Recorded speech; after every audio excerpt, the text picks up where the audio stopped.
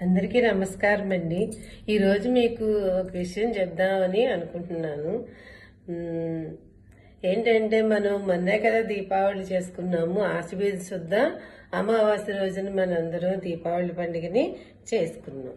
అదేవిధంగా దేవతలకు కూడా దీపావళి ఉంటుందని తెలుసా మీకు? దేవతలు కూడా దీపావళి పండుగ చేసుకుంటారు. ఎప్పుడంటే కార్తీక పౌర్ణమి రోజున దేవతలు ఆ దీపాలు వెలిగించి సంతోషంతో దీపావళి చేసుకుంటారని ఉంది. ఏంటంటే అది తారకాసురుడు అనే రాక్షసుడికి ముగ్గురు కొడుకులు ఉంటారు. వాళ్ళు ముగ్గురు కూడా ఏం చేస్తారంటే బ్రహ్మ గురించి తపస్సు చేసి త్రిపురాసురులు అంటారు వాళ్ళని. ఆ ముగ్గురు కూడా ఏం చేస్తారంటే త్రిపురాసురులు అంటే ముగ్గురు అసురులని అర్థం. ఆ ముగ్గురు కూడా బ్రహ్మ గురించి కఠోరమైన తపస్సు చేసి బ్రహ్మదేవుణ్ణి ప్రదర్శన చేసుకుంటారు. అప్పుడు వాళ్ళు ఏమడుగుతారంటే ఎప్పుడు అందరి రాక్షసులు అడిగే విధంగానే మాకు చావు ఉండకూడదు అసలు అని చెప్పి, ఎవరి చేత కూడా చావు ఉండకూడదు అని చెప్పి వరాన్ని కోరుతారు. అప్పుడు బ్రహ్మ అంటాడు, ఇలాగ అసలు ఇలా ఎక్కడ జరగదు, అసలు ఇది ప్రకృతి విరుద్ధం కాబట్టి చావు తప్పనిసరి. కాకపోతే మీకు ఏంటంటే 3 పురాల్ని సృష్టించిస్తాను. పురాలంటే పట్టణాలు సృష్టించిస్తాను. ఆ 3 కూడా పైన ఒకటి, మధ్యలో ఒకటి, కింద ఒకటి ఉంటుంది. ఆ 3 కూడా అలా తిరుగుతూ ఉంటాయి వేగంగాను. అవి 1000 సంవత్సరాలకు ఒకసారి ఒకే సరళ రేఖలోకి వస్తాయి. అప్పుడు గనక ఆ 3 పురాల్ని ఎవరైతే కనుక నాశనం చేస్తారో ఒకే సరళ రేఖపై వచ్చినప్పుడు అప్పుడు మీరు చనిపోతారని చెప్తారు. వాళ్ళు ఇంక అనుకుంటారు ఎవరు కొడతారు, ఇలాగ ఎవరు అసలు సాధ్యం కాదని చెప్పి అనుకుంటారు.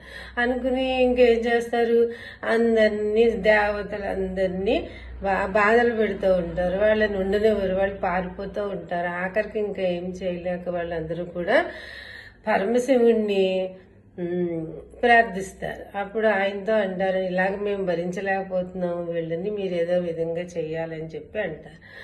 అప్పుడు ఆయన ఏం చేస్తాడంటే శివుడి యొక్క సహాయం తీసుకుని సహాయంతో మరి దేవతలందరి సహాయం కూడా తీసుకుని ఆయన ఏం చేస్తాడంటే వాళ్ళు ఆ 1000 సంవత్సరాలకి ఒకసారి వచ్చేదానికోసం ఎదురు చూసి అందరూ కూడా ఒకే సరళలోకి వచ్చినప్పుడు ఆయన సర్వాంతర్యమైనటువంటి ఆ శివ భగవానుడు బాణం సంధించి ఆ 3 పురాల్ని ఒకేసారి వేస్తాడు. 3 పురాల్లోంచి అది అలా బాణం అలా వెళ్ళి 3 పట్టణాలు కూడా నాశనం అయిపోతాయి. మొత్తం వాళ్ళందరూ కూడా నాశనం అయిపోతారు. అప్పుడు దేవతలందరూ కూడా చాలా ఆనందపడి వాళ్ళందరూ మొత్తం స్వర్గం అంతా కూడా దీపాలను వెలిగించి వాళ్ళ ఆనందాన్ని జరుపుకుంటారు. దాన్నే దేవతల దీపావళి అని చెప్పి అంటారు. అంటే కార్తీక పౌర్ణమి రోజున దేవతల దీపావళి చేసుకుంటారు.